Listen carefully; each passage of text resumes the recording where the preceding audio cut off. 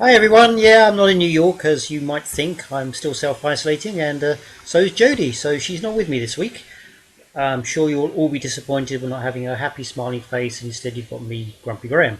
So instead, I've got a little bit of a clip of Jo-Dee, and then we'll get on with something we recorded a few weeks ago. So I hope you and your families all well, and I hope you enjoy this and get something from it. See you next week. Bye.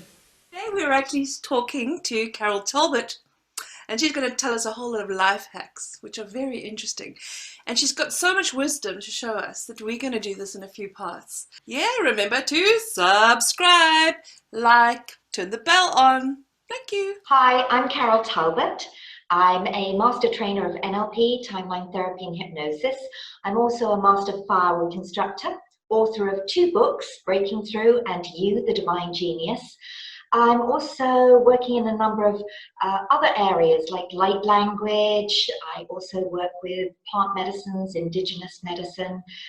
So in the realm of wellness, whether that be wellness in the mind, with the emotions, with the body, or spiritually. Let's hear number two. Okay, so the next one is perception is projection. And I probably need to explain a little bit more how that works. So right now, if I hold up my glass of watermelon juice, you can say it's half empty or it's half full. How do you choose to look at life? And most of us are wearing, if you think of it as sort of wearing glasses, the way you see the world and the way that media shares bad news with us, we tend to look for what's wrong in life, in others, rather than what's right in life.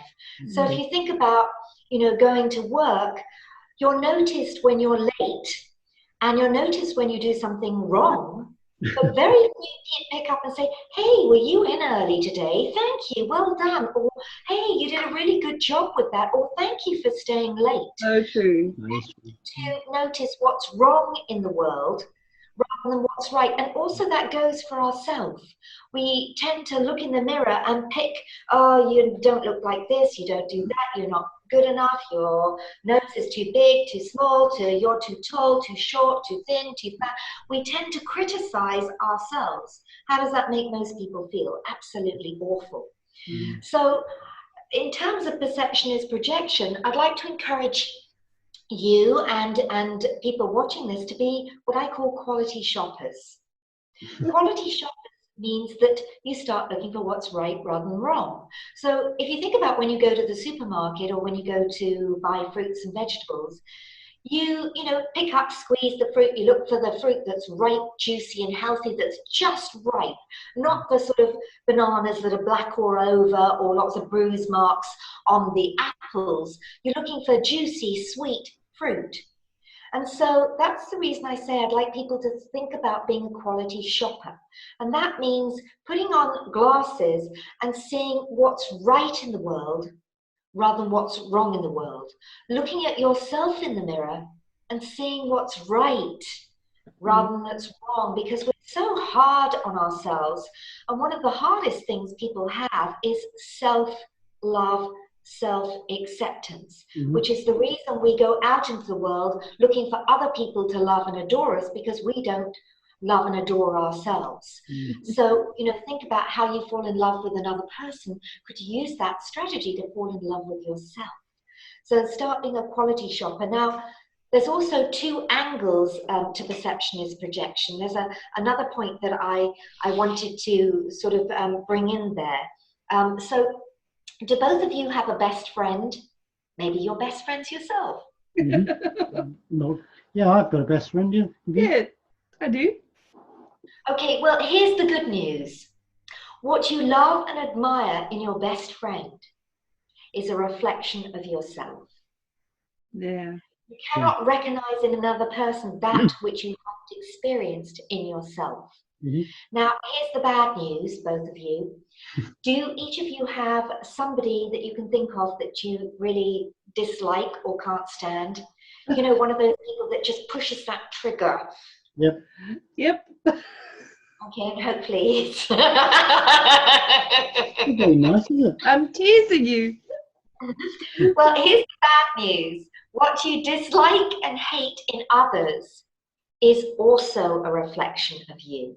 Yeah. That's true. Now, some people say, Carol, that doesn't kind of like make sense. So if I see anger or greed or jealousy in another person, does it mean I'm angry, greedy, and jealous? Not necessarily.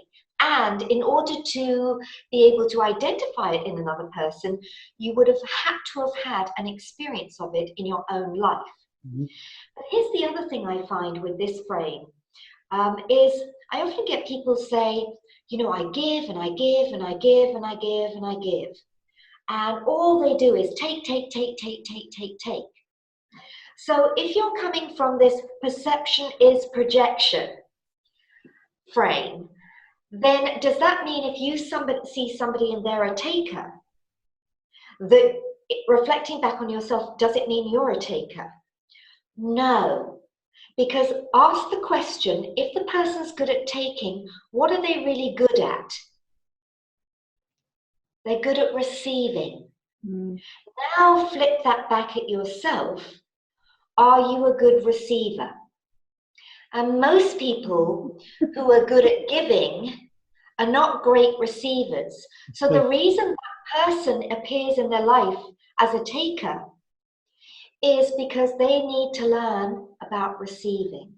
And so if you look at as if the outside world is a complete reflection and it's a gift for you to learn everything you need to learn about yourself, look at the people that trigger you. Parents are good for that, or relatives. They certainly are. Yeah, they certainly are. They create the hot buttons and they know how to press them. Or, you know, in a work environment where you're often working with people who can be very, very challenging. But what is it they're pressing in you that if you were to look within yourself, you'd see maybe something that you need to learn and discover? Now, this means that the outside world is a beautiful learning playground for us all, to learn and discover more about ourselves. So when anybody triggers me, I always reverse it back on myself and think, okay, what are they demonstrating to me? And as I said, it's not always obvious. I sometimes have to do some digging there, but there's usually a great highlight for me to look within. And I also think about my own life in terms of the people that I surround myself with. Because if the outside world is a reflection of you, then are you attracting great people and that's what you see in them? Or are there people who trigger you and it's an opportunity for growth? So there's 2 points in perception as projection. There's being the quality shopper and then realizing that everything outside of you is a reflection and has much to teach you. That's great. We've got a lot of opportunity for growth in that area. We have. So we can work on that.